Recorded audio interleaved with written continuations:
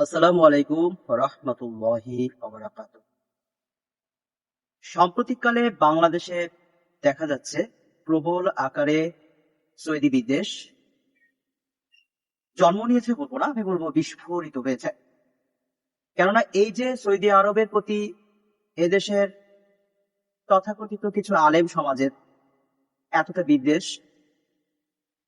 কিংবা বলা যায় এতটা বিরোধিতা, এই বিরোধিতা দুই একদিনে জন্ম লাভ করেনি। দীর্ঘদিন যাবৎ ধীরে ধীরে এই বিরোধ সংকুল পরিবেশ, এই বিরোধ সংকুল মনোভাব তাদের মধ্যে জন্মেছে এবং তারা এই বিরোধ সংকুল মনোভাব ওয়াজ নসিহতের মাধ্যমে সাধারণ মানুষের মধ্যে ছড়িয়ে দিয়েছে। এবং এই বিদ্বেষ সাধারণ মানুষের মধ্যে ছড়িয়ে দেওয়া, এটা তারা সুকৌশলে করেছে। সাধারণ মানুষকে তারা ফিলিস্তিনি যে সংকট, সেই সংকটের কথা বলে এই বিষয়ে আহ্বান করলেও বাস্তবতা কিন্তু সম্পূর্ণ ভিন্ন। মূল বিষয় এখানে ফিলিস্তিন নয়, মূল বিষয় হচ্ছে তাওহীদ।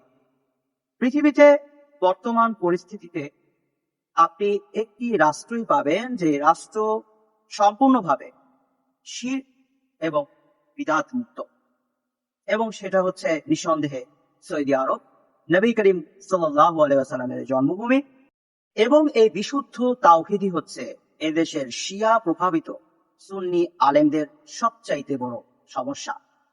কেননা শিয়া প্রভাবিত সুন্নি আলেমরা বছরের পর বছর, দিনের পর দিন নিশ্চিন্তে যে ধর্ম ব্যবসা এই দেশে চালিয়ে যাচ্ছে, সেই ধর্ম ব্যবসার বিরুদ্ধে সবচাইতে বড় বাধা হচ্ছে বিশুদ্ধ তাওহীদ এবং বিদআত মুক্ত আমল সমূহ।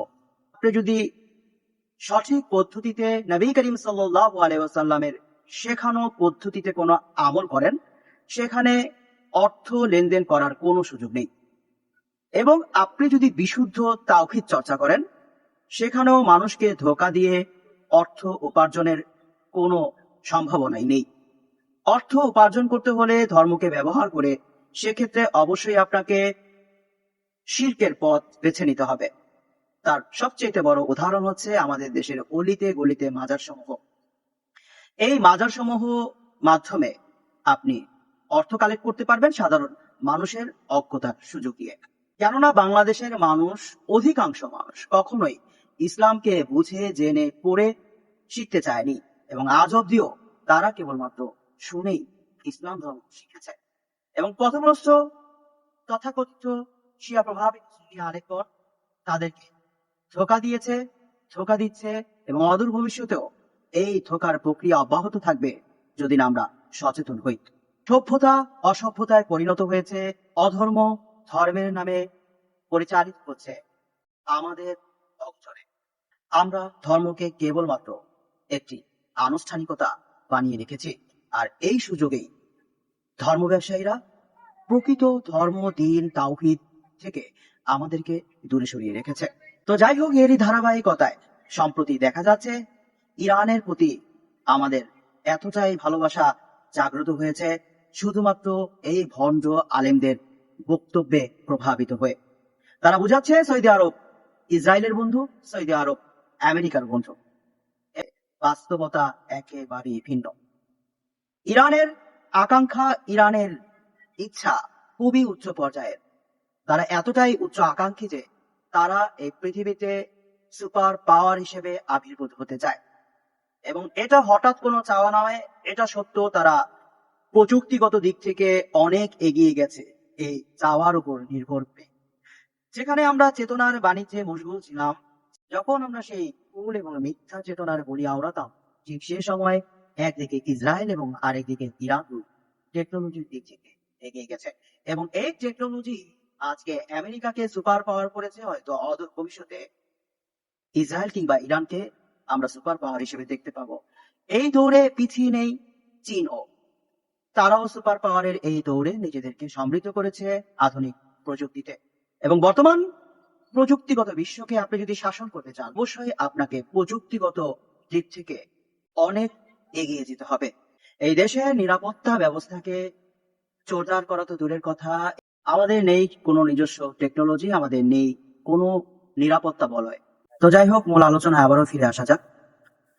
বর্তমানে আমাদের চোখে যে কালো পর্দা লাগিয়ে শিয়া প্রভাবিত সুন্নিরা অপপ্রচার চালাচ্ছে, সে কালো পর্দায় স্পষ্টভাবে লেখা আছে ফিলিস্তিনিদের পক্ষ অবলম্বন করছে ইরানের সেই শিয়া সম্প্রদায়, এবং সৌদি আরব ফিলিস্তিনের বিরুদ্ধে অবস্থান নিয়েছে। অথচ বাস্তবতা সম্পূর্ণ ভিন্ন। বাস্তবতা হচ্ছে সৌদি আরবই পৃথিবীতে সবচাইতে বেশি অর্থ সাহায্য করেছে বর্তমান ফিলিস্তিনিদের।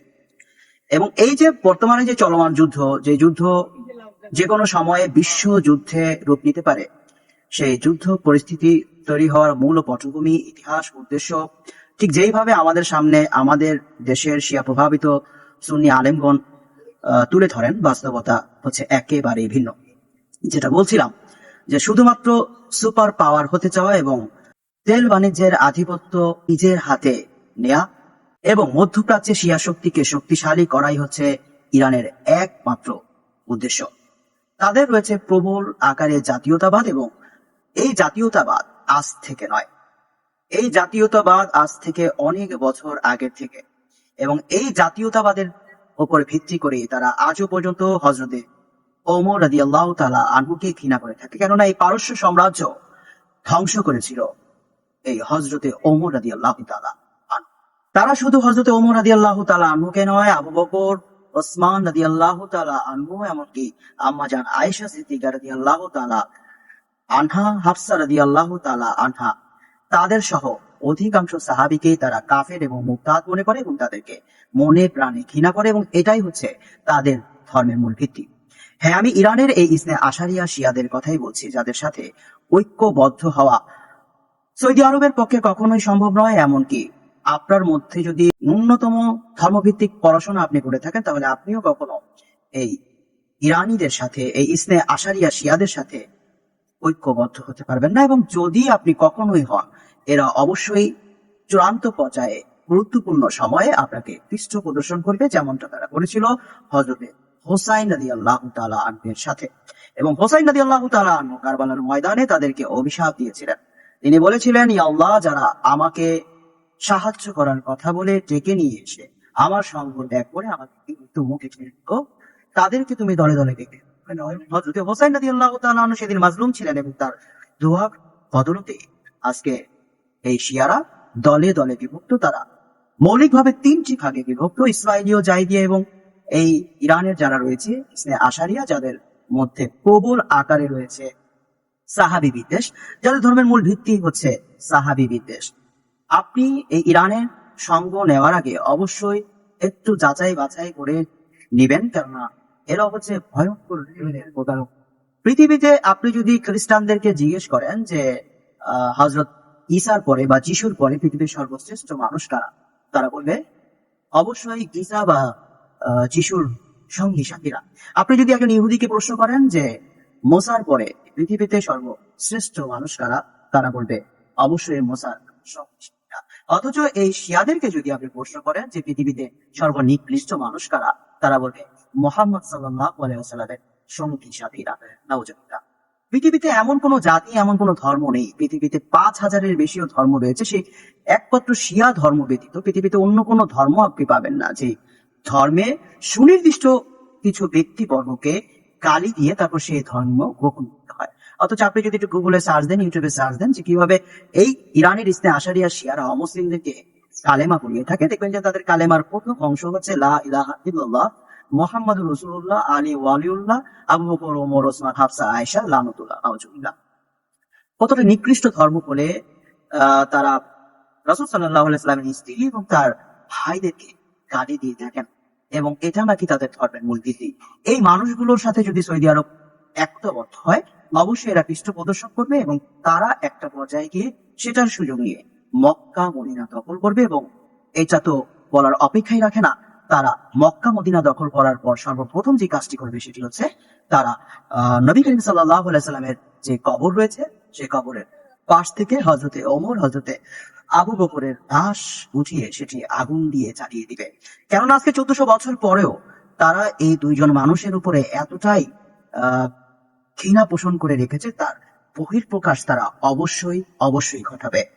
অথচ রাসূল সাল্লাল্লাহু আলাইহি সাল্লাম আমাদেরকে বলেছেন, তোমরা আমার সাহাবীদেরকে গালি দিও না, কেননা উহুদ পরিমাণ স্বর্ণ যদি তোমরা দান করে দাও, আমার সাহাবীদের এক মুষ্ঠ পরিমাণ দানের সমতুল্য হবে না। একটি কুকুর এবং একটি শূকর যদি যুদ্ধ করে, মারামারি করে, আপনি কার পক্ষ নিবেন? আমাদের মসজিদে আজকে নামাজ পড়তে গেলে, জুম্মার নামাজ পড়তে গেলে, সেই জুমার নামাজ থেকে আমাদেরকে শিয়া প্রভাবিত তথাকথিত সুন্নি আলেমরা এটা বলে যে যে ওই কুকুর অথবা শুকুরের মধ্য থেকে আমরা যদি শুকুরের পক্ষ না নেই, অন্তত যেন কুকুরের পক্ষ নেই, অর্থাৎ ইসরায়েলের পক্ষ আমরা না নেই, আমরা যেন ইরানের পক্ষ নেই। ইসরায়েল যদি শুকুর হয়ে থাকে, অবশ্যই কুকুর হচ্ছে ইরান।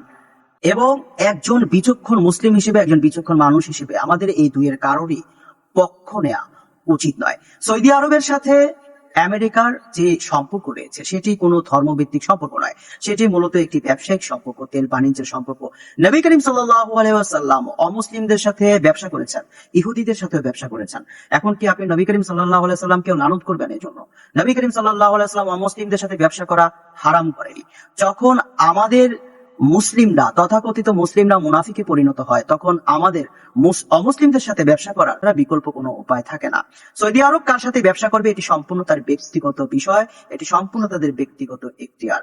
কিন্তু এটাকে ভিত্তি করে আমরা সৌদিকে যে গালাগালি করছি, যুদ্ধ হচ্ছে এখানে আমেরিকা বা ইসরায়েলের সাথে ইরানের, সেখানে বারবার একটি মহল উদ্দেশ্য প্রণোদিত হয়ে তারা বারবার সৌদি আরবের ইস্যুটাকে টেনে নিয়ে আসে। এর শুধু একটা উদ্দেশ্যই হতে পারে, সেটি হচ্ছে যেটা বলছিলাম ভিডিওর শুরুতে, যে সৌদি আরবই একমাত্র রাষ্ট্র যেখানে আজও পর্যন্ত বিশুদ্ধ তাওহীদ প্রতিষ্ঠিত রয়েছে। তাদের মূল সমস্যা হচ্ছে সেই বিশুদ্ধ তাওহীদ, যে বিশুদ্ধ তাওহীদ তাদের ধর্ম ব্যবসার অন্তরায়। মহান আল্লাহ সুবহানাহু ওয়া তাআলা আমাদেরকে সঠিক